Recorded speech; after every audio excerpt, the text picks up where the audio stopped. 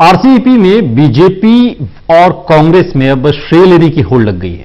कांग्रेस कह रही कि हमने तो दबाव बनाया और इस दबाव के आगे दरअसल सरकार को झुकना पड़ा है। गौरव वल्लभ से इस पूरे मामले को लेकर बात की हमारे सहयोगी प्रदीप कुमार ने। केंद्र सरकार ने आरसेप से हटने का फैसला किया और इस वक्त हमारे साथ हैं कांग्रेस के आर्थिक मामलों के प्रवक्ता गौरव वल्लभ। आपसे जानेंगे जिस तरीके से फैसला है और खास तौर से जिस तरीके से देखें आप, सरकार कह रही है कि ये मोदी जी हैं जो अंतर्राष्ट्रीय दबाव को नजरअंदाज करते हैं, परवाह नहीं करते। जी, आप एक चीज बताइए, मैं तो सीधी सी बात कहता हूं, जैसे ही जनता ने कांग्रेस को मजबूत किया हरियाणा और महाराष्ट्र के चुनाव में, नतीजा देखो, जनता की आवाज बन के कांग्रेस आवाज बनी, सरकार को झुकना पड़ा। और मैं झुकने में उनको कोई ये नहीं कह रहा कि आप हार गए, देर आए दुरुस्त आए, देश के लिए अच्छा किया, पर आप तुगलक की चीजें करने से बचो। आप इसी तरह हम नोटबंदी के समय भी आपको कह रहे थे, पर आपको उस समय बहुत अभिमान था।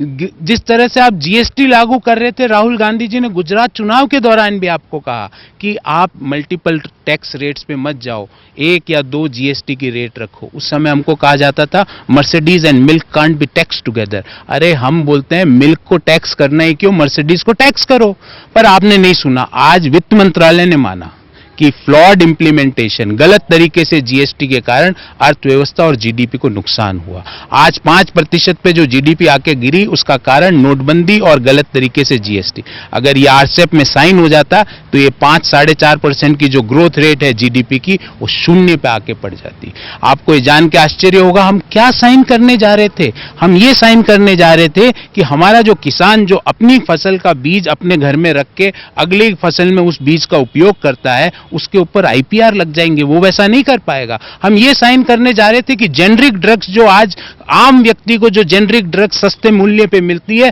वो जेनरिक ड्रग बंद हो जाएगी, उसकी जगह महंगे ड्रग्स आ जाएंगे। हम ये साइन करने जा रहे थे कि अमूल जो और मदर डेयरी जो हमारे विश्व स्तरीय डेयरी प्रोडक्ट बनाते हैं, वो खत्म हो जाएंगे, ऑस्ट्रेलिया और न्यूजीलैंड से डेयरी प्रोडक्ट आएंगे। थोड़ा तो सोचना भी तो चाहिए था सरकार को, क्या करने जा रहे थे। पर फिर भी आज कांग्रेस पार्टी के प्रवक्ता के रूप में, कांग्रेस एआईसीसी के प्रांगण से मैं ये बोलता हूं कि देर आए दुरुस्त आए, अच्छा किया, हमें अच्छा लगा।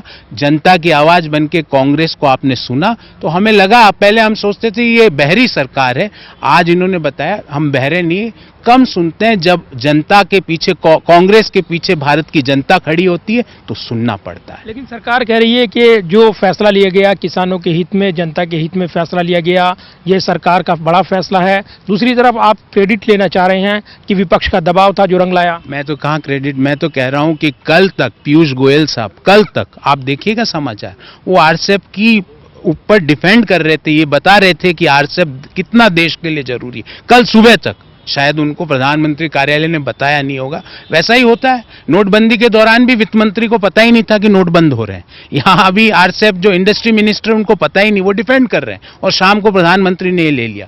पर जो भी हुआ अच्छा हुआ, देश के लिए अच्छा हुआ।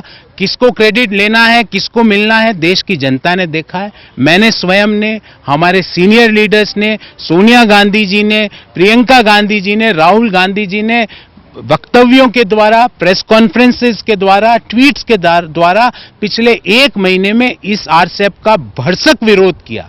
पर फिर भी आप कह रहे हैं कि नहीं, सरकार कह रही है हम कांग्रेस को क्रेडिट नहीं देंगे। मत दीजिए, जनता को डिसाइड करने दीजिए। Let people of India to decide that who is responsible to take the government, to compel the government to come out of this draconian signature or agreement which is against the interest of every person in the country.